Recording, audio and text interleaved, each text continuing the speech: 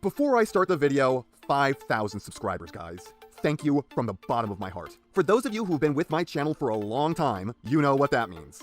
It's time to finally launch the Discord. At 10 o'clock Pacific Standard Time, the Discord becomes public. I'll make a community post about it and edit the video description here so you can find it. It should be an eventful start. I expect it to be a fair bit chaotic, but once everything settles down, I'm sure it will be awesome to finally have a direct line to all you guys.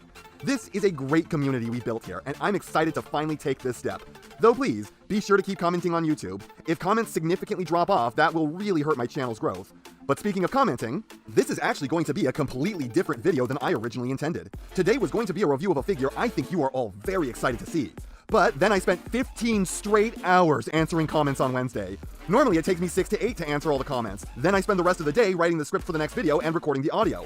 But Wednesday, I ate breakfast, I had no other meals, answered comments, did nothing else but that, and went to bed because there were so many. And roughly a mind-numbing third of all the comments I received were some variation of, "Did you know that bulkhead shoulder tires or back wheels are spare tires meant to go on the rear of his alt mode cab?" Yes! I do know that! Thank you, kind truth speaker! I only said it myself in the fucking video! Why does he have two fake ones strapped up behind his head whose only purpose is to end up on the back of the alt mode where you can't really see them? I love you guys, you know I do, but when you receive the 150th comment of the exact same thing that you already said yourself, and you can see that the 151st is the very next comment, your sanity rapidly starts to unravel. By the end of it all, I was cackling in crazed agony every time I'd see another instance of that exact same comment, my mind fully wiped clean of any trace of lucidity. How did something on the order of 200 plus people not notice I said it myself and decide that I must be informed about it? That means that way more people also didn't notice and just decided not to bring it up. I love you guys, I love your comments, I love the interaction, but last time, you broke me.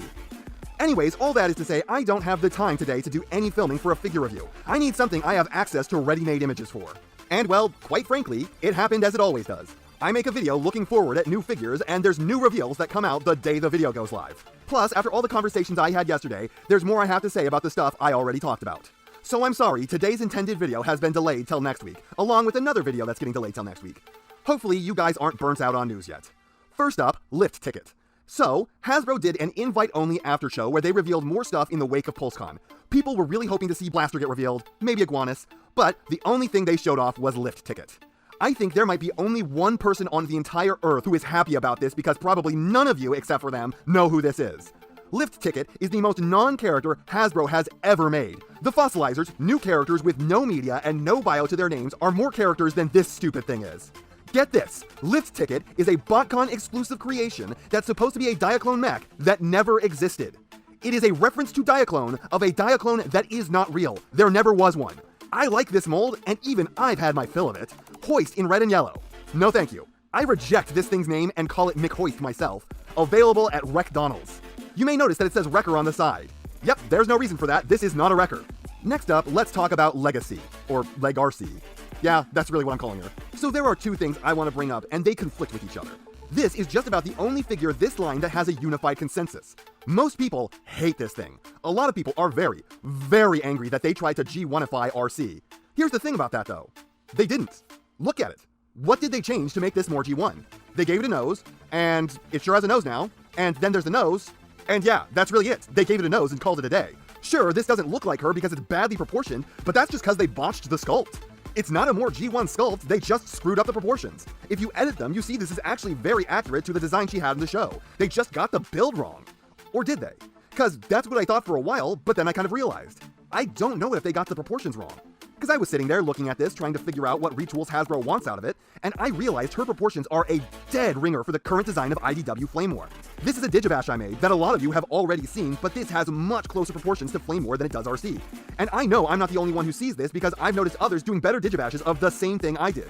Like, I bet you can put this gun onto her back and get those weird wing tires. This is so much more accurate to Flame War, this has to be the main point. They didn't want to make an RC, they wanted to make a Flame War, and they crowbarred RC into it as a pre-tool.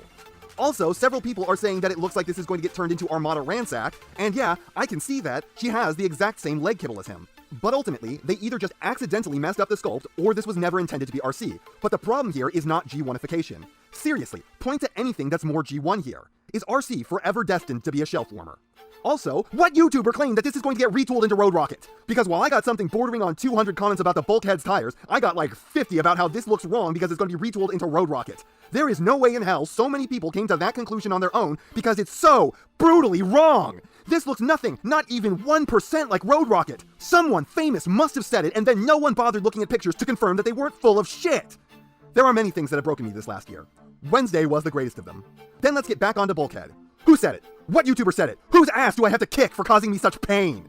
Yes, it's a vehicle that has spare tires. I would like to point out that we added large chunks of ugly kibble to the figure to gain spare tires. We have added robot kibble for vehicle kibble's sake.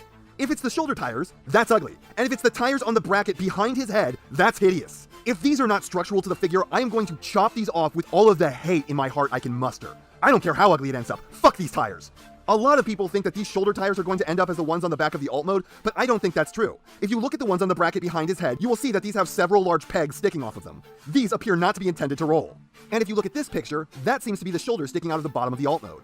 So I would put money on these shoulders being the real tires and the hideous back ones being the spares. I really want to know if this figure looks incomplete without the tarp covering the back. Anyone notice that the tarp has minicon pegs on it? Like, it could be those holes are meant to prevent vacuums from forming, but it looks just like a minicon peg. Speaking of pegs and ports, last time I theorized Dragstrip was going to be small, but one of my creative viewers took the pictures of him and used the 5mm ports as a ruler to gauge his size. So, according to them, this should be about 5.5 inches tall. So that's pretty average for a deluxe figure. Definitely not big for one, but not legend size like I feared, so criticism retracted. Now that's all I have to say about the official stuff. So on to the other news. MMC said they wouldn't do this. They promised. They lied. Yep, MMC is re-releasing their Assaultus set in god-awful G2 colors, something they swore they'd never do. So now if you want Assaultus in ugly colors, you can get one. The biggest, most important question I have for this set is, have they fixed Vortex's head? Because this is the best combiner set of all time with only one true flaw. And that's the fact that Vortex's head is held on by only the memory of hope. So, one can only pray that they fix that. Come on, MMC, you guys are a great company. You have to have fixed this, right? The colors are so damn ugly it hurts my eyes, but this is the more pressing concern for me. Also, MMC is putting out a re-release of their Skylinks. I've never handled this thing before, but I expect that it's great. I mean, it's MMC, so my confidences are high. Though, I think this is more based on the IDW interpretation of the character, who didn't get much screen time, so its appearance is a little off from how I think most people want this guy to look. Cat mode seems a lot more posable than the Earthrise figure. And how is this the first I'm hearing that apparently X-Transbots is coming out with their own Ultra Magnus, and it's been known to be happening since like January? This looks a lot like the Masterpiece, but like, massively better. No visible kibble, back is insanely clean, fully articulated hands. How has this not been on my radar yet? Hell, this thing has a fully designed interior. Some parts of this look so similar to the Masterpiece it seems like borderline a knockoff, but at the same time, this is a monumental upgrade of that. Lastly, Mastermind Creations have released their first photos for their first aid in physical plastic. And wow, this thing looks good. I've said it before, Defensor is the most nothing combiner to me. He is a giant glob of gray to my mind. Nothing but white noise in the background of G1. But MMC are gods and they can make literally anything fantastic. They made the directly preceding best combiner of all time, and it looks like they are trying to top themselves with this. This looks even more posable than the last batch, which is impressive because the most inarticulated figure of the bunch was well above the normal average and they're still combiners. And then you got the arm mode and it's got the same genius hands the Assaultus had, except they're even more advanced now! MMC, how? How have you done this? Those hands were already witchcraft! You made fully articulated hands that split in half while maintaining a wrist rotation. But that wasn't good enough for you, and now the fingers have splay and the wrists have the ability to bend up. The only thing it looks like these don't have are sword-wielding wrists, and even then, this figure doesn't use a sword, and I don't even know if there's one big enough for him to hold anyways. MMC, stop making everyone else look bad! $10 says that the transformation is less complex than you think it will be, while the figure will still basically be perfect. So, I'm sorry that I'm doing another one of these videos where I'm looking forward at new figures so soon after the last, and I'm sorry that I didn't do the video that I originally planned to do today. I really wanted to do that one myself, but I just don't have the time. And I'm sorry if it seemed like I was angry at you guys, or any of my responses to your comments the other day came across in any way terse. I'm so happy to be here and to have you guys, and now that you've finished the video, come visit me on Discord. Also, Patreon, I need more money to live, please! And if you have any ideas for Patreon perks, I'd like to hear them.